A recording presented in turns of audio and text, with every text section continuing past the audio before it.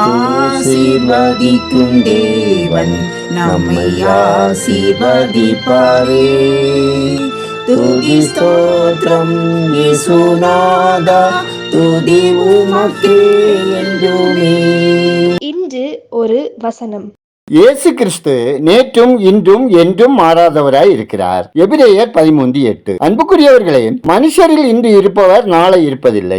இன்று போராடும், இன்று பேரோடும் புகழோடும் இருக்கிறவர்கள் நாளைக்கு வெறுமையோடும் ஒன்றும் இல்லாதவர்களாய் மறைந்து போகிறார்கள். கர்த்தரோ என்றென்றைக்கும் இருக்கிறவராகவே இருக்கிறார். அவர் மாறாதவருமாய் இருக்கிறார். இயேசு கிறிஸ்து மாறாத அன்போடும் மாறாத கிருபைகளோடும் கூட உங்கள் கரங்களை பிடித்திருக்கிறார். அந்த அன்பு மாறாத நித்திய அன்பு. அவர் இனிமேலும் உங்களோடு கூட இருப்பார். யோசுவாவிடம் நான் உன்னை விட்டு விலகுவதும் இல்லை, உன்னை கைவிடுவதும் இல்லை என்று வாக்குரைத்தவர் நம்மோடு கூட கடைசி பரியந்தமும் இருப்பார். தாவீதோடு கூட இருந்து அவனை வழிநடத்தின தேவன், அவனை நாளுக்கு நாள் விருத்தியடைய செய்த தேவன் உங்களையும் விருத்தியடைய செய்வார். இயேசு கிறிஸ்து இவ்வுலகத்தை விட்டு பிதாவிடத்திற்கு போகும் வேளை வந்ததென்று அறிந்து இவ்வுலகத்தில் இருக்கிற நம்முடையவர்களிடத்தில் அன்பு வைத்தபடியே முடிவு பரியந்தமும் அவர்களிடத்தில் அன்பு வைத்தார். தேவ பிள்ளைகளே, இயேசு கிறிஸ்து உங்களோடு கூட இருக்கிறார். சந்தோஷப்பட்டு களி கூறுங்கள். தேவனை நன்றியோடு துதியுங்கள். கர்த்தர் உங்களை ஆசீர்வதிப்பார். நாம் ஜெபிப்போம். சிருஷ்டிகர்த்தாவாகிய பரலோக பிதாவே, ஆசீர்வதிக்கப்பட்டதான இந்த நாளுக்காய், இந்த நாளின் வசனத்துக்காய் நன்றி சொல்லுகிறோம். அப்பா, மனிதர்களின் அன்பு நேரத்துக்கு நேரம் மாறிவிடுகிறது.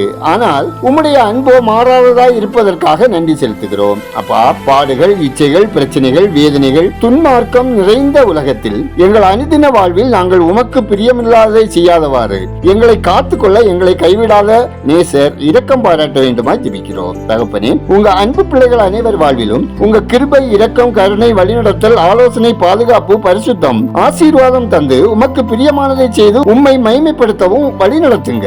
இந்த நாளில் உலகம் எங்கும் நடைபெறும் திருச்சபை ஆராதனைகளில் விசுவாசத்தோடு கலந்து கொள்ளுகிறவர்கள் தேவ சத்தம் கேட்கவும் வசனத்தின்படி தங்களை ஆராய்ந்து சீர்படுத்திக் கொள்ளவும் அற்புதங்களை, ஆசீர்வாதங்களை பெற்று அனுபவிக்கவும் உங்க தயவு வேண்டுமாய் ஜெபிக்கிறோம். ஆண்டவரே, ஒவ்வொரு குடும்பத்திலும் ஆண்டவருடைய அன்பு, சமாதானம், ஆசீர்வாதம், ஆரோக்கியம் உண்டாகவும் அவர்கள் தொழில், வேலை, வியாபாரம், விவசாயம், அப்பம், தண்ணீர், பொருளாதாரம் ஆசீர்வதிக்கப்படவும் ஜெபிக்கிறோம். கர்த்தருடைய ஆவியானவர் கிரியை செய்வதற்காக நன்றி செலுத்துகிறோம். தேவனே, இந்த நாளில் பிறந்த நாளை, திருமண நாளை காணும் ஒவ்வொருவரையும் ஆசீர்வதிங்க.